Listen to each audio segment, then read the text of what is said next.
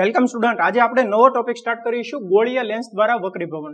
તો સ્ટુડન્ટ, આ ટોપિકની અંદર આપણે સમજવાના છીએ કે ગોળીય લેન્સ દ્વારા વક્રીભવન કઈ રીતે થાય છે. વક્રીભવન કોને કહેવાય તે તો આપણે સમજી લીધું. વક્રીભવન કોને કહેવાય સ્ટુડન્ટ?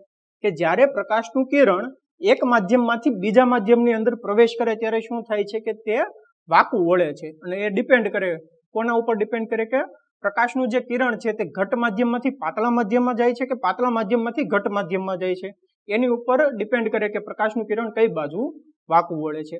હવે આ ટોપિકની અંદર આપણે સમજવાના છીએ કે ગોળીય લેન્સ દ્વારા વક્રીભવન, કે જો ગોળીય લેન્સ હોય એની દ્વારા જે વક્રીભવન થાય છે તે આપણે સમજવાના છીએ. તો સૌથી પહેલા તો આપણે તે સમજી લઈએ કે ગોળીય લેન્સ કોને કહેવાય.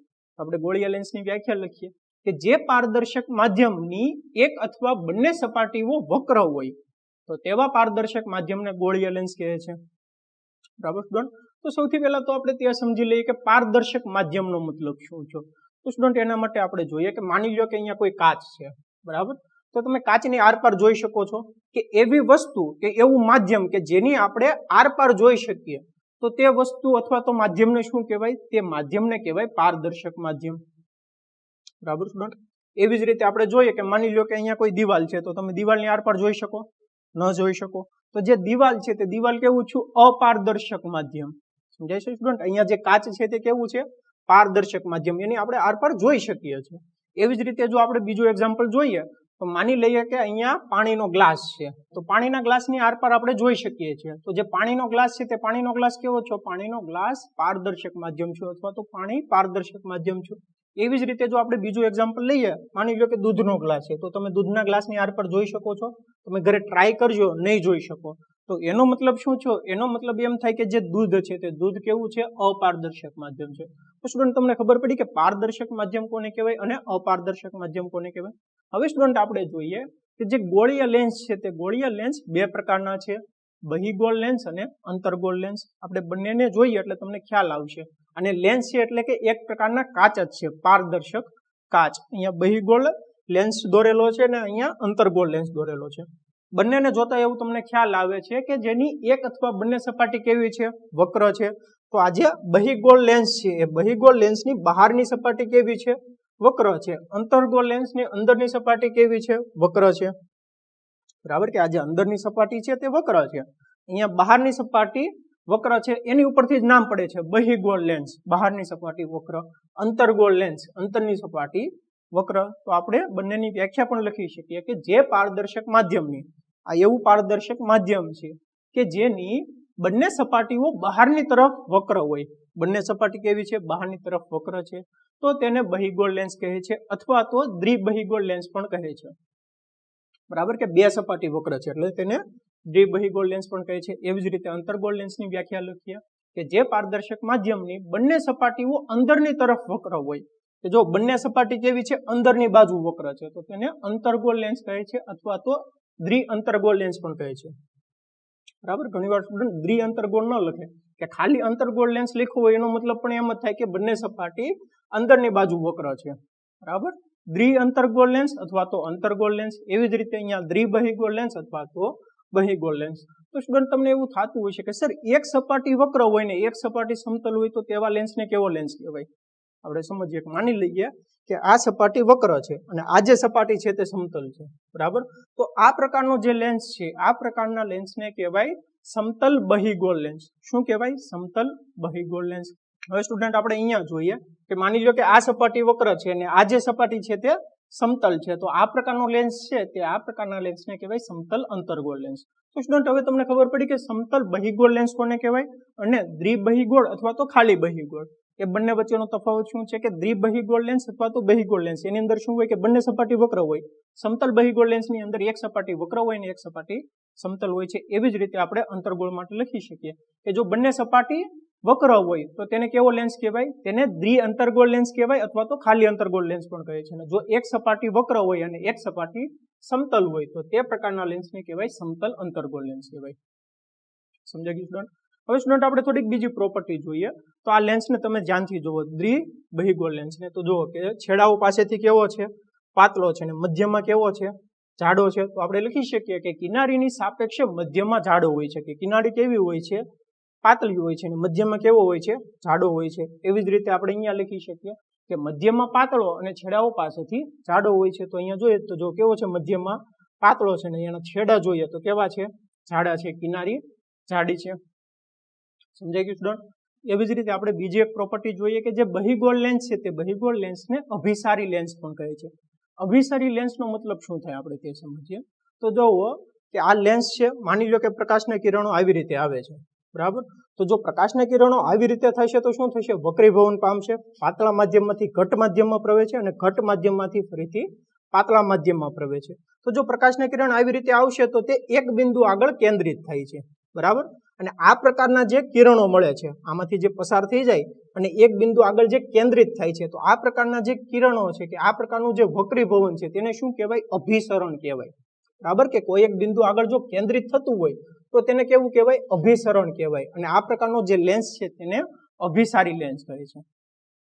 સમજાઈ ગયું સ્ટુડન્ટ કે અભિસારીનો મતલબ શું છે? ધ્યાન દઈને સમજો સ્ટુડન્ટ કે જો એક બિંદુ આગળ કેન્દ્રિત થતા હોય કિરણો વક્રીભવન પામીને, તો તે પ્રકારનો જે લેન્સ છે તે પ્રકારના લેન્સને કહેવાય અભિસારી લેન્સ. અને આ જે થયું કે એક બિંદુ આગળ જે કેન્દ્રિત થાય તેને કહેવાય અભિસરણ. સમજાઈ ગયું સ્ટુડન્ટ? એવી જ રીતે આપણે અંતર્ગોળ લેન્સ માટે સમજીએ કે આ અંતર્ગોળ લેન્સ છે, પ્રકાશના કિરણો આવે છે તો પ્રકાશના કિરણો શું થશે કે આવી રીતે દૂર થશે વક્રીભવન પામીને. તો આ પ્રકારનો જે લેન્સ છે આ પ્રકારના લેન્સને કહેવાય અપસારી લેન્સ. અને આવી રીતે કોઈ એક બિંદુમાંથી દૂર થાય, બરાબર. કે આ જે કિરણોને પાછળ ખેંચે તો કોઈ એક બિંદુમાંથી નીકળતા હોય એવો આભાસ થાય છે, બરાબર. કે આ જે સમાંતર કિરણો આવ્યા આવી રીતે વક્રીભવન પામ્યા, એને જો આપણે પાછળ લંબાવીએ તો કોઈ એક બિંદુમાંથી નીકળતા હોય એવું લાગે છે, બરાબર. તો આ રીતે જે પ્રકાશના કિરણો બહાર નીકળે છે તો તેને શું કહેવાય, તેને કહેવાય અપસરણ. શું કહેવાય? કોઈ એક બિંદુ આગળ કેન્દ્રિત થતા હોય તો શું થાય, અભિસરણ. અને કોઈ એક બિંદુમાંથી નીકળતા હોય ને આવી રીતે દૂર જતા હોય તો તેને કહેવાય અપસરણ. સમજાઈ ગયું સ્ટુડન્ટ? તો આ પ્રકારના લેન્સને શું કહેવાય, અપસારી લેન્સ પણ કહે છે. સમજાઈ ગયું સ્ટુડન્ટ? ધ્યાન દઈને સમજો સ્ટુડન્ટ કે અભિસારી અને અપસારી બંનેનો મતલબ શું થાય, કે અભિસરણ કોને કહેવાય અને અપસરણ કોને કહેવાય. સમજાઈ ગયું સ્ટુડન્ટ? Welcome student. આજે આપણે નવો ટોપિક સ્ટાર્ટ કરીશું, ગોળીય લેન્સ માટે મહત્વની વ્યાખ્યાઓ. સ્ટુડન્ટ આ ટોપિકની અંદર આપણે સમજવાના છે કે જે અગત્યની વ્યાખ્યાઓ છે, આપણે અરીસા માટે અગત્યની વ્યાખ્યાઓ જોઈ, એવી જ રીતે ગોળીય લેન્સ માટે અગત્યની વ્યાખ્યા જોવાના છે. તો સૌથી પહેલા તો જોઈએ કે વક્રતા કેન્દ્ર. વક્રતા કેન્દ્ર કોને કહેવાય? આપણે બહિગોળ લેન્સ માટે વક્રતા કેન્દ્રની વ્યાખ્યા સમજીએ તો માની લઈએ કે આવી રીતે કોઈ એક બહિગોળ લેન્સ આપેલો છે, બરાબર સ્ટુડન્ટ. તો જેવી રીતે બહિગોળ અરીસામાં અથવા તો અંતર્ગોળ અરીસામાં હતું એવી જ રીતે અહીંયા થાય છે. તો જે બહિગોળ લેન્સ છે એ બહિગોળ લેન્સ જે ગોળાના ભાગ રૂપે હોય તે ગોળાના કેન્દ્રોને જે લેન્સ છે તે લેન્સના વક્રતા કેન્દ્ર કહેવાય. આપણે સમજીએ તો જુઓ આવી રીતે આપણને ગોળીય લેન્સ આપ્યો છે, બહિગોળ લેન્સ, બરાબર. તો આ બહિગોળ લેન્સનો આ બાજુનો ભાગ જોવો, બરાબર. આ બાજુનો ભાગ જોઈએ તો આવી રીતે આ એક ગોળાના ભાગનો આવે છે. એવી જ રીતે આ બાજુનો જો ભાગ જોઈએ, બરાબર, કે આ જે દ્વિબહિગોળ લેન્સ છે એની બે સપાટી વક્ર હોય તો આ બાજુનો ભાગ છે તો આ ગોળામાંથી બન્યો હશે અને આ બાજુનો જે ભાગ છે તે આ ગોળામાંથી બન્યો છે, બરાબર સ્ટુડન્ટ? સમજાય છે સ્ટુડન્ટ? કે જે અરીસો છે એ અરીસાના કેસમાં આવું નથી થતું. અરીસાના કેસ સમજવા માટે આપણે જે અરીસાની અગત્યની વ્યાખ્યાઓ જોઈ તેમાં તમે સમજી શકો છો. આ કેસમાં આપણે જોઈએ કે જે લેન્સ છે એ લેન્સ જો બહિગોળ લેન્સ છે એ બહિગોળ લેન્સમાં આ બાજુનો જે ભાગ છે એ આ બાજુનો ભાગ આ ગોળામાંથી બનેલો છે, આ બાજુનો ભાગ જોઈએ તો આ ગોળામાંથી બનેલો છે. હવે તેના આપણે વક્રતા કેન્દ્ર લખવા હોય કે વક્રતા કેન્દ્રની વ્યાખ્યા લખવી હોય તો આ રીતે લખી શકાય કે લેન્સની વક્ર સપાટી જે ગોળાના ભાગરૂપે હોય તે ગોળાના કેન્દ્રોને લેન્સના વક્રતા કેન્દ્રો કહે છે. જોજો સ્ટુડન્ટ, વક્રતા કેન્દ્રો બહુવચન છે કેમ કે આપણને અહીંયા બે કેન્દ્ર મળે છે. અરીસાની અંદર શું થતું હતું કે અરીસાની અંદર એક જ કેન્દ્ર મળતું હતું, અહીંયા આપણને બે કેન્દ્રો મળે છે. કે લેન્સની વક્ર સપાટી જે ગોળાના ભાગરૂપે હોય, આપણે સમજીએ કે જો આ વક્ર સપાટી છે, બરાબર, તો આ વક્ર સપાટી કયા ગોળાના ભાગરૂપે છે? તો અહીંયા જે ગોળો છે એ ગોળાના ભાગરૂપે છે, તો આ ગોળાનું જે કેન્દ્ર છે તેને શું કહેવાય? વક્રતા કેન્દ્ર કહેવાય. એવી જ રીતે આ જે વક્ર સપાટી છે તો આ વક્ર સપાટી આ ગોળાના ભાગરૂપે છે, તો આ ગોળાનું જે કેન્દ્ર છે તેને શું કહેવાય? વક્રતા કેન્દ્ર. તો આપણે એવું સમજી શકીએ કે જે વક્રતા કેન્દ્ર છે ગોળીય લેન્સ માટે એ આપણને બે મળે છે, બરાબર. એક અહીંયા મળે અને અહીંયા એક અહીંયા મળે. સમજી ગયું સ્ટુડન્ટ? જેને સી વડે દર્શાવવામાં આવે છે. તો આપણે એવું કહી શકીએ કે જે ગોળીય લેન્સ છે એ ગોળીય લેન્સ માટે બે વક્રતા કેન્દ્રો હોય, C1 અને C2. સમજી ગયું સ્ટુડન્ટ? નેક્સ્ટ જોઈએ મુખ્ય અક્ષ, કે મુખ્ય અક્ષ કોને કહેવાય? બહુ જ સિમ્પલ છે. અને સ્ટુડન્ટ બીજી એક અગત્યની વાત, કે જેવી રીતે આપણે બહિગોળ લેન્સ માટે જોયું એવું જ આપણે અંતર્ગોળ લેન્સ માટે સમજી શકીએ છીએ. કે અંતર્ગોળ લેન્સની અંદર શું હોય છે? કે અંતર્ગોળ લેન્સની અંદર બે વક્ર સપાટી હોય તો બંને વક્ર સપાટીના જે કેન્દ્ર છે તેને કહેવાય વક્રતા કેન્દ્ર. સમજાય છે? મુખ્ય અક્ષ કોને કહેવાય આપણે સમજીએ તો લેન્સના બંને વક્રતા કેન્દ્રોમાંથી પસાર થતી કાલ્પનિક રેખાને તેને મુખ્ય અક્ષ કહે છે. બરાબર, તો આ એક કેન્દ્ર છે, આ બીજું કેન્દ્ર છે, તેમાંથી પસાર થતી આ જે કાલ્પનિક રેખા છે તેને કહેવાય મુખ્ય અક્ષ. બહુ જ સિમ્પલ છે. સમજાઈ ગયું સ્ટુડન્ટ? હવે આપણે જોઈએ કે પ્રકાશીય કેન્દ્ર કોને કહેવાય? તો લેન્સના કેન્દ્ર બિંદુને લેન્સનું પ્રકાશીય કેન્દ્ર કહે છે, કે લેન્સનું જે કેન્દ્ર બિંદુ છે. તો આવી રીતે આ જે લેન્સ આપ્યો છે એનું જે મધ્યમાં જે બિંદુ હોય તેને કેન્દ્ર બિંદુ કહેવાય, અને આ જે લેન્સનું બિંદુ છે તેને પ્રકાશીય કેન્દ્ર કહેવાય. તો લેન્સના કેન્દ્ર બિંદુને લેન્સનું પ્રકાશીય કેન્દ્ર કહે છે. સમજાઈ ગયું સ્ટુડન્ટ? કે પ્રકાશીય કેન્દ્ર કોને કહે છે? હવે આપણે સમજીએ કે વક્રતા ત્રિજ્યા. તો જેવી રીતે અરીસામાં વક્રતા ત્રિજ્યા હતી એવી જ રીતે અહીંયા પણ આવે છે વક્રતા ત્રિજ્યા. તો લેન્સની વક્ર સપાટી જે ગોળાના ભાગ રૂપે હોય તે ગોળાની ત્રિજ્યાને લેન્સની વક્રતા ત્રિજ્યા કહે છે. બરાબર, તો આ કેસમાં કેટલી વક્રતા ત્રિજ્યા મળશે? બે વક્રતા ત્રિજ્યા મળે છે, કારણ કે આપણને બે ગોળામાંથી લેન્સ બનાવવામાં આવે છે. સમજાય છે? તો આપણે જોઈએ કે આ જે ગોળાનો ભાગ રૂપે આ વક્ર સપાટી છે તો આ ગોળાના ભાગ રૂપે છે. તો આ ગોળા જે છે એની જે ત્રિજ્યા છે તે ત્રિજ્યાને શું કહેવાય? વક્રતા ત્રિજ્યા કહેવાય. આર વડે દર્શાવવામાં આવે છે. એવી જ રીતે આ જે સપાટી છે, આ વક્ર સપાટી છે, તો આ વક્ર સપાટી કયા ગોળાના ભાગ રૂપે હોય છે? આ ગોળાના ભાગ રૂપે. તો તેની જે ત્રિજ્યા છે તેને શું કહેવાય? વક્રતા ત્રિજ્યા કહે છે. તો લેન્સ માટે આપણને બે વક્રતા ત્રિજ્યા મળે. R1 કહી શકીએ આપણે આને, અને આને R2 કહી શકીએ. સમજાય છે સ્ટુડન્ટ? જેવી રીતે બે કેન્દ્ર મળે એવી જ રીતે બે વક્રતા ત્રિજ્યા મળે. એવી જ રીતે આ અંતર્ગોળ લેન્સની અંદર આપણે સમજી શકીએ છીએ કે અંતર્ગોળ લેન્સની અંદર પણ બે આપણને વક્રતા કેન્દ્ર અને વક્રતા ત્રિજ્યા મળશે. સમજાય છે સ્ટુડન્ટ? એવી જ રીતે હવે આપણે નેક્સ્ટ વ્યાખ્યા સમજીએ કે લેન્સનું મુખ, કે લેન્સનું મુખ કોને કહેવાય? તો ગોળીય લેન્સની વર્તુળાકાર કિનારીના અસરકારક વ્યાસને લેન્સનું મુખ કહે છે. ધ્યાન દઈને જોજો સ્ટુડન્ટ, કે ગોળીય લેન્સની વર્તુળાકાર કિનારીના અસરકારક વ્યાસને. તો આ જે ગોળીય લેન્સ છે તમને આવો દેખાય છે, પણ તમે જો આ બાજુથી જોવો તો તમને કંઈક આવો દેખાશે. બરાબર, કે આ જે લેન્સ છે એ લેન્સને તમારે આ બાજુથી જોવાનો છે, કે આ બાજુથી આપણે જોઈએ તો તમને આવો એક વર્તુળાકાર દેખાય છે. તો આ જે વર્તુળાકાર વ્યાસ છે તેને શું કહેવાય? લેન્સનું મુખ કહેવાય. કે ગોળીય લેન્સની વર્તુળાકાર કિનારીના અસરકારક વ્યાસને, કે આ જે વ્યાસ બને છે એ વ્યાસને કહેવાય લેન્સનું મુખ કહે છે. તમે જો બિલ્લોરી કાચ જોયો હોય તો બિલ્લોરી કાચ ઉપરથી તમે સરળતાથી સમજી શકો છો કે જે બિલ્લોરી કાચ છે તે બિલ્લોરી કાચ એક પ્રકારનો લેન્સ જ છે. બરાબર, કે એની જે કિનારી હોય એ કિનારીને શું કહેવાય? લેન્સનું મુખ કહે છે. અને જે કાચ છે એ કાચનું જે કેન્દ્ર બિંદુ હોય તો તે કેન્દ્રને શું કહેવાય? પ્રકાશીય કેન્દ્ર કહે છે. જે ત્રિજ્યા હોય એ જે ગોળામાંથી બનાવ્યો હોય એ તો તમે ન મેળવી શકો, તમને ખબર ન પડે. બરાબર સ્ટુડન્ટ? પણ જે ગોળામાંથી બનાવ્યો હોય તે ગોળાની ત્રિજ્યાને તે જે લેન્સ છે તે લેન્સનું વક્રતા ત્રિજ્યા કહેવાય, અને તેના કેન્દ્રને વક્રતા કેન્દ્ર કહેવાય. એટલું સમજાઈ ગયું સ્ટુડન્ટ?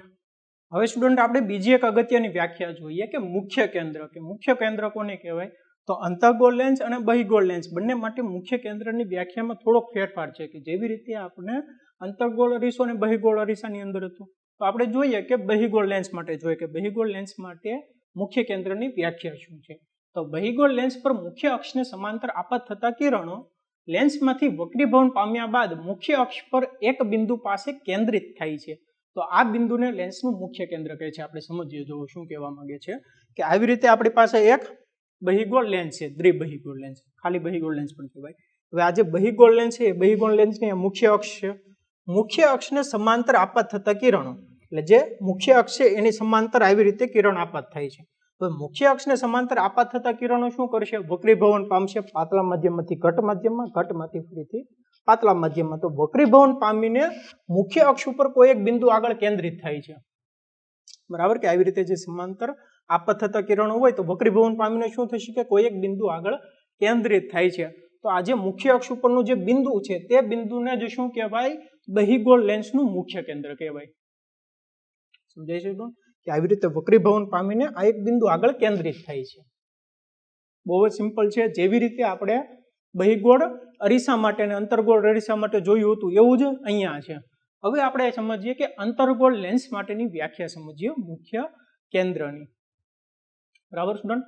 કે અંતર્ગોળ લેન્સ પર મુખ્ય અક્ષને સમાંતર આપાત થતા કિરણો લેન્સમાંથી વક્રીભવન પામી મુખ્ય અક્ષ પરના કોઈ એક બિંદુમાંથી અપસરણ પામતા હોય તેમ જણાય છે. આ બિંદુને લેન્સનું મુખ્ય કેન્દ્ર કહે છે. આપણે સમજીએ કે જો સ્ટુડન્ટ શું થાય છે કે આવી રીતે માની લો કે આપણને એક અંતર્ગોળ લેન્સ આપેલો છે, આ તેની મુખ્ય અક્ષ છે. તો હવે મુખ્ય અક્ષને સમાંતર આપાત થતા કિરણો આવી રીતે મુખ્ય અક્ષને સમાંતર આપાત કિરણ થાય છે. ત્યારબાદ શું થઈ શકે? ત્યારબાદ વક્રીભવન થશે લેન્સની અંદર, પારદર્શક માધ્યમની અંદર કે જેની બંને સપાટી કેવી છે? વક્ર છે. તો વક્રીભવન પામીને આવી રીતે વક્રીભવન પામે છે.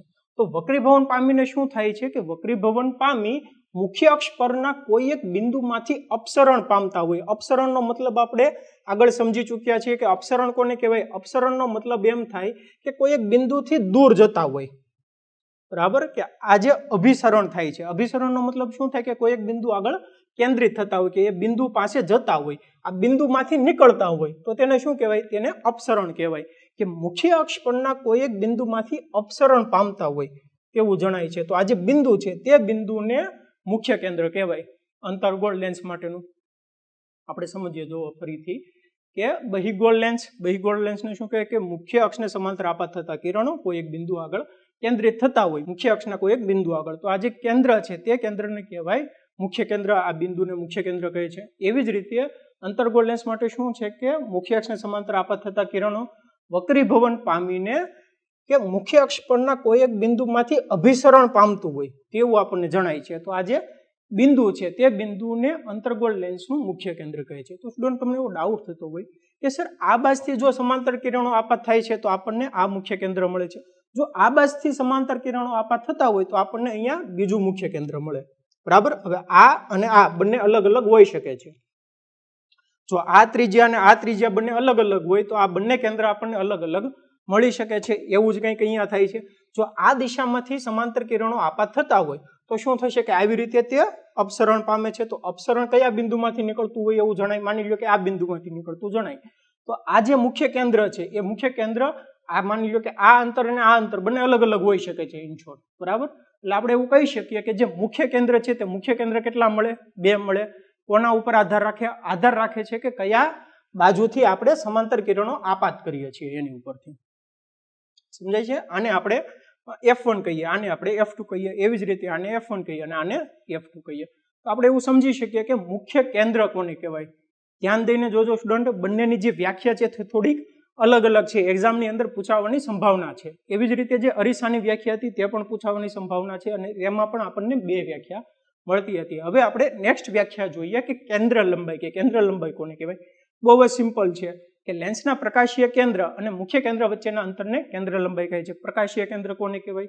આ જે લેન્સનું જે કેન્દ્ર હોય તેને પ્રકાશીય કેન્દ્ર કહે છે. તો આપણે સમજીએ કે કેન્દ્ર લંબાઈ કોને કહેવાય? કે પ્રકાશીય કેન્દ્ર મુખ્ય કેન્દ્ર વચ્ચેનું જે અંતર છે તેને કહેવાય કેન્દ્ર લંબાઈ. તો આપણને 2 કેન્દ્ર લંબાઈ મળે, F2, અહીંયા આપણે કહી શકીએ F1. એવી જ રીતે આ કેસમાં પ્રકાશીય કેન્દ્ર અને મુખ્ય કેન્દ્ર વચ્ચેનું જે લંબાઈ છે, અંતર છે, તેને કહેવાય કેન્દ્ર લંબાઈ. તો આપણને અહીંયા પણ F1 મળે ને અહીંયા F2 મળે. સમજાય છે ડોન? તો આપણને કેન્દ્ર લંબાઈ પણ 2 મળે છે, વક્રતા કેન્દ્ર પણ 2 મળે છે, વક્રતા ત્રિજ્યા પણ 2 મળે છે અને મુખ્ય કેન્દ્ર પણ 2 મળે છે. એટલું સમજાઈ ગયું સ્ટુડન્ટ? હવે સ્ટુડન્ટ બીજી એક અગત્યની નોંધ કે જેવી રીતે આપણને વક્રતા ત્રિજ્યા અને કેન્દ્ર લંબાઈ બંને વચ્ચેનું રિલેશન મળતું હતું અરીસાની અંદર, એવી જ રીતે અહીંયા પણ મળે છે કે જે વક્રતા ત્રિજ્યા છે, વક્રતા ત્રિજ્યા R1 બરાબર 2F1 થાય, એવી જ રીતે વક્રતા ત્રિજ્યા R2 બરાબર 2F2 થાય.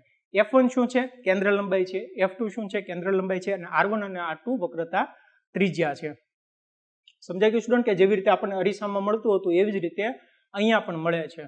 એટલું સમજાઈ ગયું સ્ટુડન્ટ? હવે સ્ટુડન્ટ આવી જ રીતે આપણે બીજી એક વ્યાખ્યા સમજવાની છે કે નાના મુખવાળા પાતળા લેન્સ, કે નાના મુખવાળા પાતળા લેન્સ કોને કહેવાય? કે જે લેન્સનું મુખ તેની વક્રતા ત્રિજ્યા કરતા નાનું હોય તો તેવા લેન્સને શું કહેવાય? કે તેવા લેન્સને કહેવાય નાના મુખવાળા પાતળા લેન્સ કે અથવા તો પાતળા લેન્સ કહેવાય. એક્ઝામની અંદર પૂછાઈ શકે છે કે પાતળા લેન્સ કોને કહેવાય? તો જે લેન્સનું મુખ તેની વક્રતા ત્રિજ્યા કરતા નાનું હોય. તમને વક્રતા ત્રિજ્યા ખબર છે કોને કહેવાય અને લેન્સનું મુખ કોને કહેવાય તે ખબર છે. માની લો કે આપણને અહીંયા બહિગોળ લેન્સ આપેલો છે. બહિગોળ લેન્સને જો આપણે આ બાજુથી જોઈએ તો કેવું દેખાય? આવી રીતે દેખાય. તો આ જે લેન્સ છે એ લેન્સનું મુખ કહેવાય, કે લેન્સની જે કિનારી જે ત્રિજ્યા છે અથવા તો સોરી જે વ્યાસ છે તેને શું કહેવાય? લેન્સનું મુખ કહેવાય. અને જે લેન્સની ત્રિજ્યા હોય તો શું આપ્યું છે? કે લેન્સનું મુખ તેની વક્રતા ત્રિજ્યા કરતા નાનું હોય. એટલે કે આ જે લેન્સનું મુખ છે તે નાનું હોય વક્રતા ત્રિજ્યાની કમ્પેરિઝનમાં. તો આ પ્રકારના લેન્સને શું કહેવાય? આ પ્રકારના લેન્સને કહેવાય નાના મુખવાળા પાતળા લેન્સ કહેવાય. સમજાઈ ગયું સ્ટુડન્ટ? Welcome student. આજે આપણે નવો ટોપિક સ્ટાર્ટ કરીશું. લેન્સ વડે રચાતા પ્રતિબિંબનું સ્થાન નક્કી કરવા માટેની પ્રેરણાકૃતિ.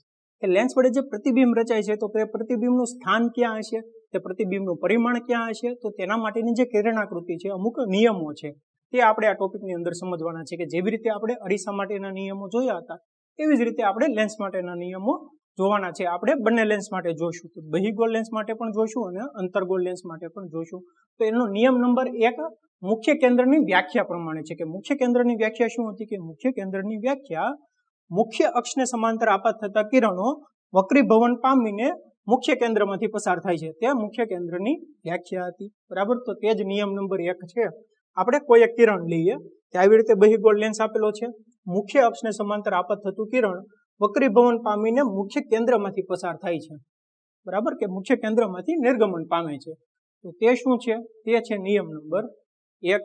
બહુ જ સિમ્પલ છે. એવી જ રીતે આપણે અંતર્ગોળ માટે લખી શકીએ કે મુખ્ય અક્ષને સમાંતર આપાત થતું કિરણ વક્રીભવન પામીને શું થશે? કે મુખ્ય કેન્દ્રમાંથી પસાર થતું હોય એવું આપણને લાગે છે. કે વક્રીભવન પામીને આ દિશાની અંદર અપસરણ પામે છે તો તે મુખ્ય કેન્દ્રમાંથી નીકળતું હોય તેવું લાગે છે. બરાબર સ્ટુડન્ટ? તો આ છે નિયમ નંબર 1. હવે આપણે નિયમ નંબર 2 જોઈએ. તો નિયમ નંબર 2 શું છે? કે જે નિયમ નંબર 1 છે એનાથી ઉલટું છે. મુખ્ય કેન્દ્રની જે વ્યાખ્યા હતી તેનાથી ઉલટી છે. કે આપણો આ જે બહિર્ગોળ લેન્સ છે, નિયમ નંબર 2 જોઈએ. તો નિયમ નંબર 2 જે છે એ કંઈક એવો છે કે અહીંયા માની લો કે મુખ્ય કેન્દ્ર છે. બરાબર. તો નિયમ નંબર 2 એવો છે કે મુખ્ય કેન્દ્રમાંથી પસાર થતું કિરણ વક્રીભવન પામીને મુખ્ય અક્ષને સમાંતર નિર્ગમન પામે છે. બરાબર. આ મુખ્ય કેન્દ્ર છે એમાંથી પસાર થતું કિરણ જે લેન્સમાં આપાત થાય છે અને પછી જે વક્રીભવન પામે તો કેવી રીતે વક્રીભવન પામે છે, અને જે નિર્ગમન કિરણ છે તો નિર્ગમન કિરણ કેવું હશે? મુખ્ય અક્ષને સમાંતર હશે. સમજાય છે સ્ટુડન્ટ? એવું જ આપણે અંતર્ગોળ લેન્સ માટે સમજી શકીએ. તો અંતર્ગોળ લેન્સ માટે શું છે? કે આ તેનું મુખ્ય કેન્દ્ર છે. તો મુખ્ય કેન્દ્ર F તરફ જતું કિરણ, મુખ્ય કેન્દ્ર F તરફ જતું કિરણ વક્રીભવન પામીને મુખ્ય અક્ષને સમાંતર નિર્ગમન પામે છે. સમજાય ગયું સ્ટુડન્ટ? તો આ છે નિયમ નંબર 2. જે નિયમ નંબર 1 છે તે મુખ્ય કેન્દ્રની વ્યાખ્યા, નિયમ નંબર 2 છે તે મુખ્ય કેન્દ્રની વ્યાખ્યાથી ઉલટું. હવે આપણે જોઈએ નિયમ નંબર 3. તો નિયમ નંબર 3 શું છે? બહિર્ગોળ લેન્સ છે. બરાબર. કે બહિર્ગોળ લેન્સનું જે પ્રકાશીય કેન્દ્ર છે તો પ્રકાશીય કેન્દ્ર ઉપર આપાત થતું કિરણ વિચલન પામ્યા વગર નિર્ગમન પામે છે. બરાબર. તો આવી રીતે જો પ્રકાશીય કેન્દ્ર ઉપર કોઈ કિરણ આપાત થાય તો તે વિચલન ન પામે ને તેની તે જ દિશાની અંદર નિર્ગમન પામે છે. સમજાય છે સ્ટુડન્ટ? એવી જ રીતે આપણે અંતર્ગોળ લેન્સ માટે લખી શકીએ કે જે પ્રકાશીય કેન્દ્ર છે તો પ્રકાશીય કેન્દ્ર ઉપર આપાત થતું કિરણ વિચલન પામ્યા બાદ નિર્ગમન પામે છે, વિચલન પામ્યા વગર. સમજાય ગયું સ્ટુડન્ટ? તો આવી રીતે જે ત્રણેય વ્યાખ્યા છે કે ત્રણેય નિયમ છે તે ત્રણેય નિયમ તમારે સમજવાના છે. આપણે એક જ ડાયાગ્રામ ઉપર સમજીએ કે જો શું થાય છે. મુખ્ય અક્ષને સમાંતર આપાત થતું કિરણ મુખ્ય કેન્દ્રમાંથી પસાર થાય છે, મુખ્ય કેન્દ્રમાંથી પસાર થતું કિરણ મુખ્ય અક્ષને સમાંતર નીકળે છે. ત્રીજું કયું હતું? કે પ્રકાશીય કેન્દ્ર ઓમાં પસાર થતું કિરણ વિચલન પામ્યા વગર નિર્ગમન પામે છે. એવી જ રીતે અંતર્ગોળ માટે સમજી શકીએ કે મુખ્ય અક્ષને સમાંતર આપાત થતું કિરણ નિર્ગમન પામે છે પણ મુખ્ય કેન્દ્ર F માંથી પસાર થતું હોય તેવું આપણને લાગે છે. એવી જ રીતે બીજો નિયમ કયો હતો? કે જે મુખ્ય કેન્દ્ર છે તો મુખ્ય કેન્દ્ર તરફ જતું કિરણ આપાત થતું કિરણ મુખ્ય અક્ષને સમાંતર નિર્ગમન પામે છે. અને ત્રીજો હતો પ્રકાશીય કેન્દ્ર વાળો, કે પ્રકાશીય કેન્દ્રમાંથી પસાર થતું કિરણ અથવા તો પ્રકાશીય કેન્દ્ર ઉપર આપાત થતું કિરણ વિચલન પામ્યા વગર નિર્ગમન પામે છે.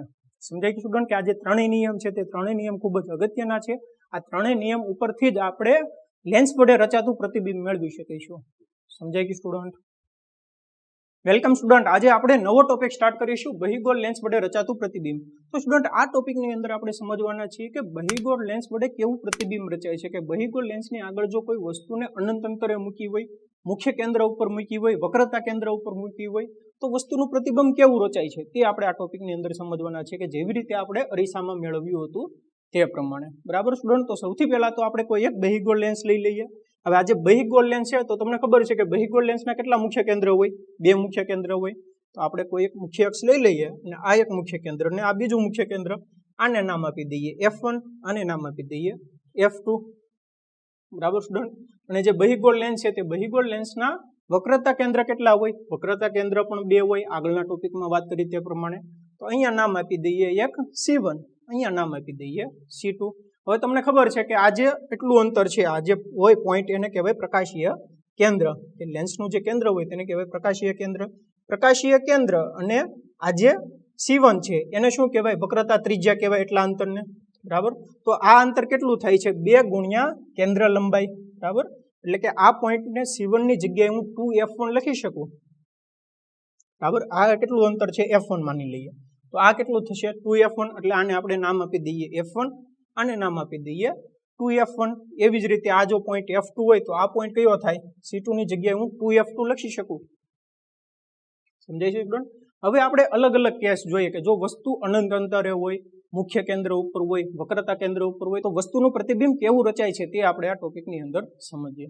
તો સૌથી પહેલા તો લઈએ વસ્તુનું સ્થાન અનંત અંતરે હોય તો કેવું પ્રતિબિંબ રચાય છે. તો આપણે કોઈ એક અનંત અંતરે વસ્તુ લઈ લીધી. હવે કોઈ પણ વસ્તુ અનંત અંતરે હોય અને આ લેન્સ દ્વારા કેવું પ્રતિબિંબ રચાય છે તે આપણે મેળવવાનું છે. તો આમાંથી જે નીકળતા પ્રકાશના કિરણો હોય તે કેવા હોય છે? સમાંતર હોય છે. બરાબર. યાદ કરો, આપણે અરીસાની અંદર મેળવ્યું હતું કે કોઈ પણ વસ્તુ જ્યારે અનંત અંતરે હોય તો અનંત અંતરે રાખેલી વસ્તુમાંથી આવતા પ્રકાશના કિરણો કેવા હોય છે? સમાંતર હોય છે. એટલે તે મુખ્ય અક્ષને કેવા હશે? સમાંતર હશે. તો આ આપણો લેન્સ છે, બહિર્ગોળ લેન્સ. સમાંતર કિરણો આપાત થાય છે. હવે યાદ કરો નિયમ. આપણે 3 નિયમ જોયા હતા કે જો મુખ્ય અક્ષને સમાંતર આપાત થતા કિરણો વક્રીભવન પામીને મુખ્ય કેન્દ્ર F ઉપર કેન્દ્રિત થાય છે. બરાબર સ્ટુડન્ટ? તો આવી રીતે કોઈ પણ એક કિરણ આવે અને મુખ્ય કેન્દ્ર F ઉપર કેન્દ્રિત થાય છે. આવી રીતે કોઈ બીજું કિરણ આવ્યું ને કેન્દ્રિત થયું. સમજાય છે સ્ટુડન્ટ?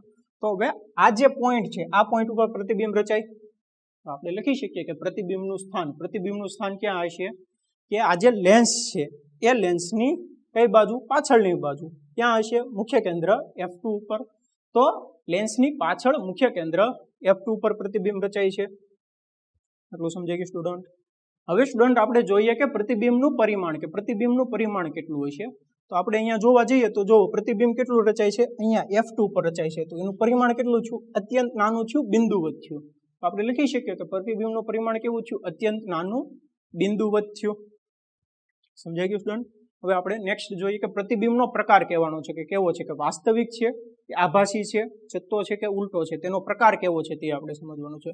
તો સ્ટુડન્ટ તમને ખબર છે કે જ્યારે કોઈ પણ કિરણ હોય એના જે પ્રતિબિંબમાં જે કિરણ મળે છે અહીંયા પરાવર્તન પામીને અથવા તો વક્રીભવન પામીને, અને જો કિરણો વાસ્તવમાં મળતા હોય તો પ્રતિબિંબ કેવું રચાય છે? વાસ્તવિક રચાય છે. તો આ કિરણો વક્રીભવન પામીને અથવા તો પરાવર્તન પામીને, આગળનો કેસ જોઈએ તો અરીસાનો કેસ. બરાબર. જો વાસ્તવની અંદર મળતા હોય તો પ્રતિબિંબ કેવું રચાય? વાસ્તવિક રચાય. અને જો મળતા ન હોય, મળતા હોય એવો આભાસ થાય તો પ્રતિબિંબ કેવું રચાય છે? તો પ્રતિબિંબ રચાય છે આભાસી. અહીંયા જે કિરણો છે તે વાસ્તવમાં રચાય છે તો પ્રતિબિંબ કેવું હશે? વાસ્તવિક હશે. હવે આપણે જોઈએ કે તે ચત્તું છે કે ઉલટું. આ કેસની અંદર કઈ રીતે કેવું? તો આ કેસ આપણે જોવા જઈએ તો અહીંયા જે વસ્તુ છે એને આપણે ઉપરના પોઈન્ટને A કહી દઈએ, નીચેના પોઈન્ટને B કહી દઈએ. અને અહીંયા જે પ્રતિબિંબ રચાય છે એને આપણે જો થોડુંક ઝૂમ કરીને જોઈએ તો અહીંયા તમે જોઈ શકો છો કે જે B પોઈન્ટ છે તે ઉપર છે અને A પોઈન્ટ છે એ નીચે છે. બરાબર. તો પ્રતિબિંબ કેવું છું? પ્રતિબિંબ છું ઉલટું. સમજાય છે સ્ટુડન્ટ? તો પ્રતિબિંબ કેવું રચાશે? પ્રતિબિંબ ઉલટું રચાય છે. અને આ જે ઉલટું કઈ રીતે રચાય છે તે તમારે જો સમજવું હોય તો આપણે આના આગળનો કેસ જોશું એટલે તમને ખ્યાલ આવશે કે તેનાથી આપણે જો વસ્તુને દૂર જતા જઈએ તો પણ જે પ્રતિબિંબ છે તે ઉલટું જ રચાતું હોય છે. બરાબર. એટલે આગળનો કેસમાં તમને વધુ ખ્યાલ આવશે. અહીંયા ખાલી એટલું સમજી લ્યો કે જ્યારે વસ્તુ અનંત અંતરે હોય તેના દ્વારા જે પ્રતિબિંબ રચાય છે તે પ્રતિબિંબ કેવું રચાય છે? ઉલટું રચાય છે. તો આપણે કહી શકીએ કે પ્રતિબિંબનો પ્રકાર કેવો હશે? વાસ્તવિક અને ઉલટું. એટલું સમજાઈ ગયું સ્ટુડન્ટ? હવે આપણે નેક્સ્ટ ટોપિક જોઈએ કે જ્યારે વસ્તુનું સ્થાન 2f1 થી દૂર હોય ત્યારે કેવું પ્રતિબિંબ રચાય છે તે આપણે સમજવાનું છે. કે બહિર્ગોળ લેન્સ છે આપણી પાસે, f1 છે અને 2f1 છે. 2f1 થી થોડુંક દૂર હોય એટલે માની લઈએ કે આ બિંદુ પર કોઈ વસ્તુ રાખેલી છે. માની લો કે મીણબત્તી રાખેલી છે. હવે આ મીણબત્તી છે, મીણબત્તીનો આ જે ઉપરનો પોઈન્ટ છે તે A છે, નીચેનો પોઈન્ટ છે તે B છે. બરાબર સ્ટુડન્ટ? હવે આ જે મીણબત્તી છે એ મીણબત્તીનું આ જે બહિર્ગોળ લેન્સ છે તેના દ્વારા કેવું પ્રતિબિંબ રચાય છે, કઈ જગ્યાએ રચાય છે તે આપણે સમજવાનું છે. તો તમને ખબર છે કે કોઈ પણ વસ્તુનું જો પ્રતિબિંબ મેળવવું હોય તો આપણને 2 કિરણાકૃતિની જરૂર પડે. અને આપણે કુલ નિયમ કેટલા જોયા? 3 નિયમ જોયા. તો તેની મદદથી આપણે ઇઝીલી મેળવી શકીશું કે જેવી રીતે અરીસામાં કર્યું તેવું જ અહીંયા ફોલો કરવાનું છે, કાંઈ નવું કરવાનું નથી. બરાબર. તમને ખાલી જે નિયમ છે તે નિયમ યાદ હોવા જોઈએ. તો આપણે સૌથી પહેલા તો કોઈ એક કિરણ લઈ લઈએ. મુખ્ય અક્ષને સમાંતર કિરણ લીધું. મુખ્ય અક્ષને સમાંતર કિરણ બહિર્ગોળ લેન્સ વડે વક્રીભવન પામીને કયા બિંદુમાંથી પસાર થશે? મુખ્ય કેન્દ્રમાંથી પસાર થશે. સમજાય છે? મુખ્ય કેન્દ્રની વ્યાખ્યા પ્રમાણે બહુ જ સિમ્પલ છે. બીજો એક પોઈન્ટ લઈ લઈએ કે બીજું એક કિરણાકૃતિ લઈ લઈએ તો આપણે આજે પ્રકાશીય કેન્દ્ર ઓ છે એમાંથી પસાર થતું કિરણ લઈએ તો તમને ખબર છે કે જે કિરણ પ્રકાશીય કેન્દ્ર ઓ ઉપર આપાત થતું હોય તો તે વિચલન પામ્યા વગર નિર્ગમન પામે છે. તો આવી રીતે તે વિચલન પામ્યા વગર નિર્ગમન પામે છે. સમજાઈ ગયું સ્ટુડન્ટ? હવે સ્ટુડન્ટ અહીંયા તમે જોઈ શકો છો કે જે વસ્તુ છે તે વસ્તુનું પ્રતિબિંબ ક્યાં રચાય છે? અહીંયા રચાય છે. એટલે આપણે કહી શકીએ કે જે F2 છે F2 અને 2F2 ની વચ્ચે રચાય છે. બરાબર? તો પ્રતિબિંબનું સ્થાન ક્યાં હશે? F2 અને 2F2 ની વચ્ચે. પ્રતિબિંબનું પરિમાણ કેવું હોય છે કે અહીંયા જો વસ્તુની સાઈઝ કેવડી છે? મોટી છે. એની કમ્પેરિઝનમાં અહીંયા જે પ્રતિબિંબ છે તે પ્રતિબિંબની સાઈઝ કેટલી છે? નાની છે. તો પ્રતિબિંબનું પરિમાણ કેટલું છું? નાનું છું. પ્રતિબિંબનો પ્રકાર જોઈએ. પ્રતિબિંબનો પ્રકાર કેટલો છે? વાસ્તવમાં મળે છે તો વાસ્તવિક છે. વાસ્તવિક. અને કેવું મળે છે? ઉલટું મળે છે. એટલે આ જે ઉપરનો A પોઈન્ટ છે તે અહીંયા મળે છે અને B પોઈન્ટ છે તે ઉપર મળે છે. ઉલટો મળે છે. તો પ્રતિબિંબનો પ્રકાર કેવો છે? વાસ્તવિક અને ઉલટું. સમજાય છે સ્ટુડન્ટ? અને સ્ટુડન્ટ આ કેસ ઉપરથી જ આપણે અનંત અંતર વાળો કેસ સમજી શકીએ છીએ કે જો કોઈ વસ્તુ અનંત અંતરે હોય, બરાબર, તો પણ જે વસ્તુ છે તે વસ્તુનું પ્રતિબિંબ કેવું રચાશે? વાસ્તવિક અને ઉલટું જ રચાય છે. સમજાય છે સ્ટુડન્ટ? એનું જે પરિમાણ છે તે પરિમાણ ઘટતું જાય અને જે પ્રતિબિંબ છે તે પ્રતિબિંબ આ બાજુ નજીક આવતું જાય ને F2 ઉપર આવી જાય. કે જેમ વસ્તુ હું અહીંયા છે માની લો કે F1 થી દૂર છે, હજી થોડીક હું અહીંયા દૂર મૂકું તો આ જે પ્રતિબિંબ છે તે પ્રતિબિંબ આ બાજુ થોડુંક રચાય છે. બરાબર? એવી રીતે જો અનંત અંતરે આવી જાય તો આ જે F2 છે તે F2 ઉપર પ્રતિબિંબ રચાય છે.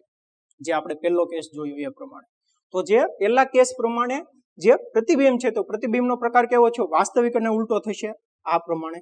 સમજાય છે સ્ટુડન્ટ? તો આવી રીતે પ્રતિબિંબ છે તે પ્રતિબિંબ વાસ્તવિક અને ઉલટું રચાય છે. એટલું સમજાઈ ગયું સ્ટુડન્ટ?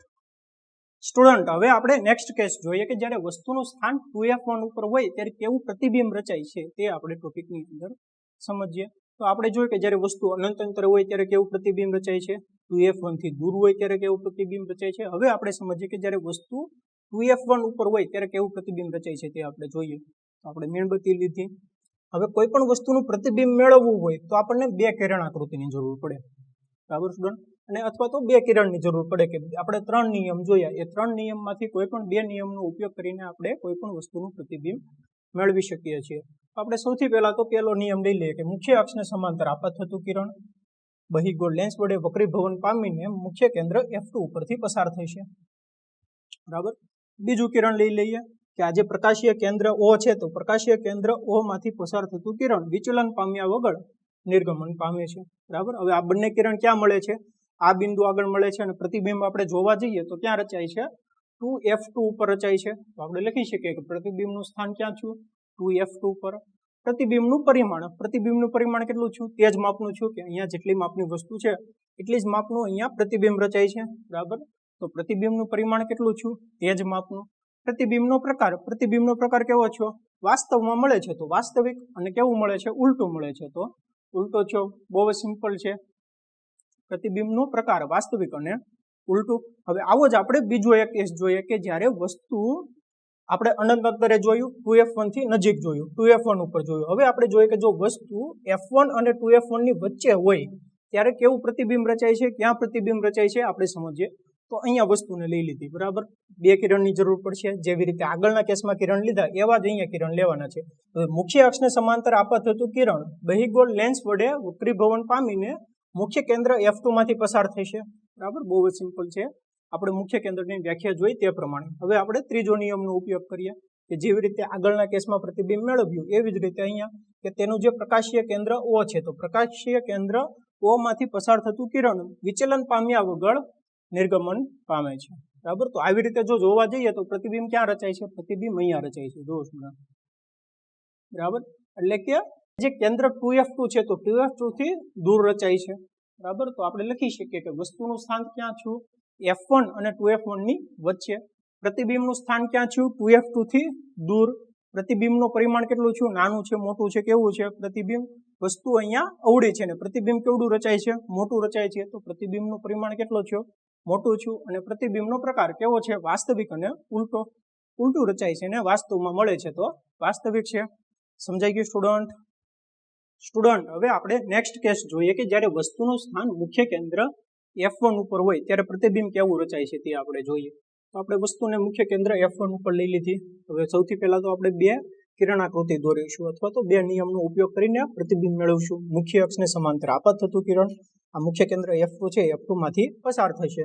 જેવી રીતે આગળના કેસ કર્યા તે પ્રમાણે એવી જ રીતે આપણે ત્રીજા નિયમનો ઉપયોગ કરીએ કે આ જે પ્રકાશીય કેન્દ્ર છે એ પ્રકાશીય કેન્દ્ર O માંથી પસાર થતું કિરણ વિચલન પામ્યા વગર નિર્ગમન પામે છે. તો આવી રીતે નિર્ગમન પામે છે. હવે સ્ટુડન્ટ અહીંયા તમે જુઓ તો આ જે બંને કિરણ છે તે બંને કિરણ કેવા છે? સમાંતર કિરણ છે. ને જો બંને કિરણ સમાંતર હોય તો શું પ્રતિબિંબ મળે?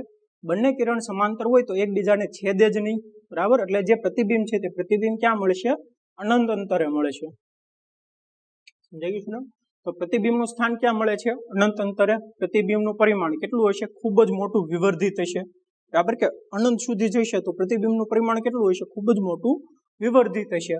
પ્રતિબિંબનો પ્રકાર વાસ્તવિક અને ઉલટું. જેવી રીતે આગળના કેસમાં વાસ્તવિક અને ઉલટું મળે એવી જ રીતે આ કેસની અંદર પણ પ્રતિબિંબનો જે પ્રકાર છે તે વાસ્તવિક અને ઉલટો મળે. સમજાઈ ગયું સ્ટુડન્ટ? હવે સ્ટુડન્ટ આપણે નેક્સ્ટ કેસ જોઈએ કે જ્યારે વસ્તુનું સ્થાન F1 અને O ની વચ્ચે હોય ત્યારે કે મુખ્ય કેન્દ્ર F1 અને પ્રકાશીય કેન્દ્ર O એની વચ્ચે જ્યારે વસ્તુ મૂકેલી હોય ત્યારે તેનું પ્રતિબિંબ કેવું રચાય છે તે આપણે સમજીએ. તો જેવી રીતે આપણે આગળના કેસમાં જોયું તે જ પ્રમાણે બે કિરણાકૃતિ દોરીશું, બે નિયમનો ઉપયોગ કરીશું. મુખ્ય અક્ષને સમાંતર આપાત થતું કિરણ નિર્ગમન પામીને અથવા તો વક્રીભવન પામીને મુખ્ય કેન્દ્ર F1 માંથી પસાર થશે, બરાબર. નિર્ગમન પામશે. એવી જ રીતે આપણે બીજું કિરણ લઈ લઈએ. તો બીજું કિરણ પ્રકાશીય કેન્દ્ર O છે તો પ્રકાશીય કેન્દ્ર O માંથી પસાર થતું કિરણ વિચલન પામ્યા વગર નિર્ગમન પામે છે, બરાબર સ્ટુડન્ટ. હવે અહીંયા તમે જોઈ શકો છો કે આ જે બંને કિરણ છે તે બંને કિરણ એકાબીજાને મળવાના જ નથી. આવી રીતે અપસરણ પામે છે, બરાબર. આમ દૂર જાય છે એકાબીજાથી, તો મળવાના જ નથી. હવે આ જે બંને કિરણ છે એ બંને કિરણને જો આપણે લંબાવી દઈએ તો પ્રતિબિંબ જોવો તો પ્રતિબિંબ અહીંયા રચાય છે, બરાબર. તો આપણને જે પ્રતિબિંબ મળે છે તે પ્રતિબિંબ કેવું મળે છે? પ્રતિબિંબ આપણને આભાસી મળે છે.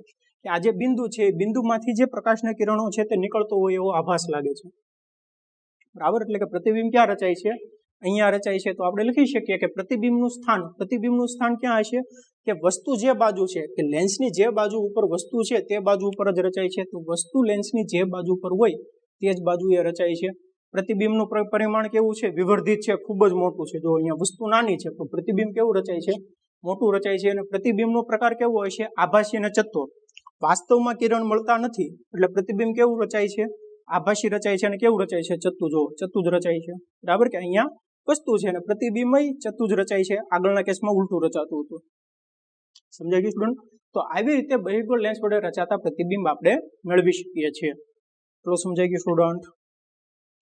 હવે આપણે એક એક્ઝામ્પલ જોઈએ કે જે તમારો સ્વાધ્યાયની અંદર છે. આપણે અહીંયા સમજી લઈએ કે જો શું કહેવા માંગે છે કે બહિર્ગોળ લેન્સના અડધા ભાગને પેપર વડે ઢાંકી દેવામાં આવે તો પણ વસ્તુનું સંપૂર્ણ પ્રતિબિંબ મળશે, એવો ક્વેશ્ચન છે. તો આપણે આવી રીતે કોઈ એક બહિર્ગોળ લેન્સ લીધો. હવે આજે એનો અડધો ભાગ છે એ અડધા ભાગને આપણે પેપર વડે ઢાંકી દઈએ, બરાબર. કોઈ પણ એક પેપર વડે ઢાંકી દીધો. હવે માની લો કે અહીંયા કોઈ વસ્તુ મૂકેલી છે તો તે વસ્તુનું સંપૂર્ણ પ્રતિબિંબ મળે છે કે નહીં તે પ્રશ્ન પૂછવામાં આવ્યો છે. તો આપણે તેની કિરણાકૃતિ દોરીએ. જોવો શું થાય કે માની લે કે અહીંયા કોઈ વસ્તુ મૂકેલી છે, આ ભાગને ઢાંકી દીધો છે. તો પ્રતિબિંબ મેળવવા માટે આપણે કેટલા કિરણની જરૂર પડશે? બે કિરણની જરૂર પડશે. તો એક કિરણ તો તમને ખબર છે કે આવી રીતે મુખ્ય અક્ષને સમાંતર આપાત થતું કિરણ મુખ્ય કેન્દ્ર F1 માંથી F2 માંથી પસાર થશે. તો આપણને આવી રીતે એક કિરણ મળે છે. હવે એવું જ આપણે બીજું એક કિરણ મેળવી લઈએ. જો એકચ્યુઅલમાં કિરણ આ બિંદુએ મેળવવા જશો પ્રકાશીય કેન્દ્ર O ઉપરથી તો નહીં મળે, કેમ કે અહીંયા જે અડધો ભાગ છે તો ઢકાઈ ગયેલો છે. એટલે આપણે બીજું કિરણ આવી રીતે અહીંથી મળશું કે આવી રીતે આપણે કોઈ એક કિરણ લીધું તે વક્રીભવન પામીને આવી રીતે વક્રીભવન પામશે. આ તમારે યાદ રાખવાનું છે, બરાબર. કે વક્રીભવન પામીને આવી રીતે નિર્ગમન પામે છે. અને પ્રતિબિંબ ક્યાં રચાય છે? અહીંયા રચાય છે. અને એકચ્યુઅલમાં સ્ટુડન્ટ કે પ્રતિબિંબ એક્ઝેક્ટલી કઈ જગ્યાએ રચાય છે તે જો તમારે મેળવવું હોય તો આ જ રીતે મેળવી લેવાનું કે અહીંયા કોઈ વસ્તુ હોય તો પ્રકાશીય કેન્દ્ર O માંથી પસાર થતું કિરણ તો આવી રીતે આમ લંબાવી દેવાનું. પછી આ બંને કિરણ જ્યાં ભેગા થાય છે તે પોઈન્ટ તમને મળી ગયો. ત્યારબાદ શું કરવાનું? ત્યારબાદ સ્ટુડન્ટ આવી રીતે અહીંયા કોઈ પણ એક રેન્ડમલી પોઈન્ટ લઈ લેવાનો. કે આવી રીતે એક પોઈન્ટ લીધો, અહીંયાથી જે વક્રીભવન પામશે તો તે આ બિંદુ સુધીમાંથી જ પસાર થશે. તો વસ્તુનું પ્રતિબિંબ ક્યાં રચાય છે? અહીંયા રચાય છે. ઇન શોર્ટ જો આપણે એવું કહેવું હોય તો કહી શકીએ કે આ જે ઉપરનો ભાગ છે, બરાબર સ્ટુડન્ટ, તો ઉપરના ભાગ વડે જે પ્રતિબિંબ રચાય છે તે અહીંયા રચાય છે. તો આપણે એવું કહી શકીએ કે બહિર્ગોળ લેન્સના અડધા ભાગને જો પેપર વડે ઢાંકી દેવામાં આવે તો પણ વસ્તુનું સંપૂર્ણ પ્રતિબિંબ જ મળે છે. આ જે કિરણાકૃતિ છે તેના ઉપરથી આપણે કહી શકીએ. સમજાઈ ગયું સ્ટુડન્ટ? હવે આપણે નેક્સ્ટ ટોપિક જોઈએ કે અંતર્ગોળ લેન્સ વડે રચાતું પ્રતિબિંબ કે બહિર્ગોળ લેન્સ વડે રચાતું પ્રતિબિંબ આપણે મેળવ્યું. હવે આપણે સમજીએ કે અંતર્ગોળ લેન્સ વડે રચાતું પ્રતિબિંબ. તો આવી રીતે આપણે એક અંતર્ગોળ લેન્સ લઈ લીધો, એક મુખ્ય અક્ષ લીધી. હવે આપણે તેનું મુખ્ય કેન્દ્ર લઈ લઈએ F1 અને આ પોઈન્ટને લઈએ 2F1. જેવી રીતે આપણે અંતર્ગોળ લેન્સમાં કર્યું હતું તે પ્રમાણે એવી જ રીતે અહીંયા F2 અને 2F2. હવે આપણે જોઈએ કે અલગ અલગ સ્થાન ઉપર વસ્તુનું પ્રતિબિંબ કેવું રચાય છે તે આપણે જોઈએ. તો સૌથી પહેલા તો વસ્તુનું સ્થાન અનંત અંતરે લઈ લે કે અનંત અંતરે કોઈ પણ વસ્તુ હોય તો તેનું પ્રતિબિંબ ક્યાં રચાય છે, કેવું રચાય છે, તેનો પ્રકાર કેવો છે તે આપણે સમજીએ. તો કોઈ પણ વસ્તુ જ્યારે અનંત અંતરે હોય તો તેમાંથી જે નીકળતા પ્રકાશના કિરણો હોય તે કેવા હોય છે, સમાંતર હોય છે. એટલે કે કોઈ પણ લેન્સ હોય, અરીસો હોય તો તેની ઉપર જે આપાત થતા પ્રકાશના કિરણો હોય છે તે કેવા હોય છે, સમાંતર હોય છે. બરાબર સ્ટુડન્ટ? તો આપણે કોઈ એક વસ્તુ લઈ લીધી, એમાંથી પ્રકાશનું કિરણ નીકળે છે. હવે કેવું છે, સમાંતર નીકળે છે. તો આપણે મુખ્ય કેન્દ્રની વ્યાખ્યા જોઈ અથવા તો આપણે 3 નિયમ જોયા. તો તે 3 નિયમ પ્રમાણે શું થાય કે મુખ્ય અક્ષને સમાંતર આપાત થતું કિરણ અંતર્ગોળ લેન્સ છે. બરાબર સ્ટુડન્ટ? હવે આ જે અંતર્ગોળ લેન્સ છે તે તેનું શું કરે છે, તે તેનું વક્રીભવન કરે છે અને આવી રીતે નિર્ગમન પામે છે. અને આ જે નિર્ગમન પામતું જે કિરણ છે એને જો આપણે લંબાવીએ તો આ જે મુખ્ય કેન્દ્ર F1 છે એમાંથી નીકળતું હોય એવું લાગે. બરાબર? તો તે સમાંતર આપાત થતું કિરણ આપણે આ એક લીધું ને આવી રીતે નિર્ગમન પામે છે. એવી જ રીતે બીજું એક સમાંતર કિરણ લીધું ને આવી રીતે નિર્ગમન પામે છે. અને તેને આપણે જો લંબાવીએ તો અહીંયા બંને ભેગા થાય છે. એનો મતલબ શું થાય? એનો મતલબ એમ થાય કે પ્રતિબિંબ અહીંયા રચાય છે. પ્રતિબિંબ ક્યાં રચાય છે? મુખ્ય કેન્દ્ર F1 ઉપર. આપણે પ્રતિબિંબનું સ્થાન લખી શકીએ કે મુખ્ય કેન્દ્ર F1 ઉપર રચાય છે. અને કેવું રચાય છે જોવો સ્ટુડન્ટ, કે અહીંયા આપણને ભેગા થતા હોય એવો ભાસ થાય છે. એટલે કે આભાસી રચાય છે. અને જો આભાસી હોય તો કેવું હોય, ચતું હોય. બરાબર? તો પ્રતિબિંબનો પ્રકાર જોવા જઈએ તો કેવું છે, આભાસી અને ચતું છે. એક વાત સ્ટુડન્ટ તમારે યાદ રાખવાની કે જો કોઈ પણ વસ્તુ હોય એ વસ્તુનું પ્રતિબિંબ જ્યારે વાસ્તવિક હોય તો હંમેશા ઉલટું હોય. વાસ્તવિક અને ઉલટું, આભાસી અને ચતું એ તમારે યાદ રાખવાનું છે કે જો આભાસી હોય તો તે ચતું જ હોય અને જો વાસ્તવિક મળતા હોય તો તે હંમેશા ઉલટું જ હોય. તો અહીંયા આપણને આભાસ થાય છે, મળે છે તેવો. તો પ્રતિબિંબ કેવું રચાય છે, આભાસી અને ચતું. હવે આપણે જોઈએ કે પ્રતિબિંબનું પરિમાણ કેવું છે. તો અહીંયા જોઈએ તો કેવું છે, બિંદુવત છે, અત્યંત નાનું છે. પ્રતિબિંબનું પરિમાણ આપણે લખી શકીએ કે અત્યંત નાનું બિંદુવત. સમજાય કે સ્ટુડન્ટ? બહુ જ સહેલું છે, સિમ્પલ છે. અત્યંત નાનું અને બિંદુવત મળે છે. અથવા તો આને જો આપણે ઝૂમ કરીને જોઈએ તો અહીંયા આપણે જોયું હતું કે અનંત અંતરે વસ્તુને આપણે જો અહીંયા પોઈન્ટ A આપી દઈએ અને નીચે B આપી દઈએ. બરાબર? તો એને જો આપણે ઝૂમ કરીને જોઈએ તો અહીંયા ઉપરનો જે પોઈન્ટ છે તે કયો હશે, A હશે. નીચેનો પોઈન્ટ B હશે. એટલે જે પ્રતિબિંબનો પ્રકાર છે તે કેવો મળે છે, ચત્તો મળે છે. સમજાય ગયું સ્ટુડન્ટ? હવે આપણે બીજો કેસ જોઈએ કે જ્યારે વસ્તુનું સ્થાન અનંત અંતરે અને પ્રકાશીય કેન્દ્ર O ની વચ્ચે હોય ત્યારે. પ્રકાશીય કેન્દ્ર O છે અને અનંત અંતરે, આની વચ્ચે જ્યારે વસ્તુ ગમે ત્યાં હોય તો કેવું પ્રતિબિંબ રચાય છે તે આપણે જોઈએ. કે માની લઈએ કે વસ્તુનું સ્થાન અહીંયા છે. બરાબર સ્ટુડન્ટ? અને પ્રતિબિંબ મેળવવા માટે આપણને 2 નિયમનો ઉપયોગ કરીશું અને બંને નિયમ બધા માટે સેમ જ છે. અંતર્ગોળ લેન્સ હોય અથવા તો બહિર્ગોળ લેન્સ હોય, બંને માટે. તો જોઈએ કે અંતર્ગોળ લેન્સ માટે એક તો કિરણ મુખ્ય અક્ષ સમાંતર આપાત થતું કિરણ આ દિશામાં નિર્ગમન પામે છે. બરાબર? એને આપણે જો લંબાવીએ તો અહીંયા જે મુખ્ય કેન્દ્ર છે એ મુખ્ય કેન્દ્રમાંથી નીકળતું હોય એવું લાગે. સિમ્પલ છે. એવી જ રીતે આપણે બીજું કિરણ લઈએ કે પ્રકાશીય કેન્દ્ર O માંથી પસાર થતું કિરણ વિચલન પામ્યા વગર નિર્ગમન પામે છે. એટલે કે આ દિશામાં જ નિર્ગમન પામે છે. હવે આ જે બંને કિરણ છે આને જો આપણે લંબાવી દઈએ અને આ કિરણ છે તો અહીંયા ભેગા થાય છે. બરાબર? એટલે કે વસ્તુનું પ્રતિબિંબ અહીંયા રચાય છે. સમજાય ગયું સ્ટુડન્ટ? તો આના ઉપરથી આપણે કહી શકીએ કે પ્રતિબિંબનું સ્થાન ક્યાં હશે, પ્રકાશીય કેન્દ્ર O અને મુખ્ય કેન્દ્ર F1 ની વચ્ચે, F1 અને O ની વચ્ચે. પ્રતિબિંબનું પરિમાણ કેવું છે, વસ્તુની સાઈઝ મોટી છે, પ્રતિબિંબની સાઈઝ કેવી છે, નાની છે. તો પ્રતિબિંબનું પરિમાણ કેવું છે, નાનું છે. પ્રતિબિંબનો પ્રકાર વાસ્તવમાં મળતા નથી એટલે કેવા છે, આભાસી છે. આભાસી અને ચત્તુ. તમે જોઈ શકો છો કે જે પ્રતિબિંબ છે તે ચત્તુ રચાય છે. તો પ્રતિબિંબનો પ્રકાર કેવો છે, આભાસી અને ચત્તો. સમજાય ગયું સ્ટુડન્ટ? તો આવી રીતે આપણે અંતર્ગોળ લેન્સ હોય અથવા તો બહિર્ગોળ લેન્સ હોય બેમાંથી કોઈ પણ લેન્સ વડે રચાતું પ્રતિબિંબ મેળવી શકીએ. તમારે 2 જ નિયમ યાદ રાખવાના છે. પહેલો નિયમ, મુખ્ય અક્ષને સમાંતર આપાત થતું કિરણ મુખ્ય કેન્દ્ર F માંથી પસાર થશે. બરાબર? અથવા તો F માંથી નીકળતું હોય એવું લાગે. અને બીજો નિયમ એ છે કે પ્રકાશીય કેન્દ્ર O ઉપર આપાત થતું કિરણ વિચલન પામ્યા વગર નિર્ગમન પામે છે. આ 2 નિયમની મદદથી આપણે અંતર્ગોળ લેન્સ અને બહિર્ગોળ લેન્સ બંને વડે રચાતું પ્રતિબિંબ મેળવી શકીએ છીએ. સમજાઈ ગયું સ્ટુડન્ટ?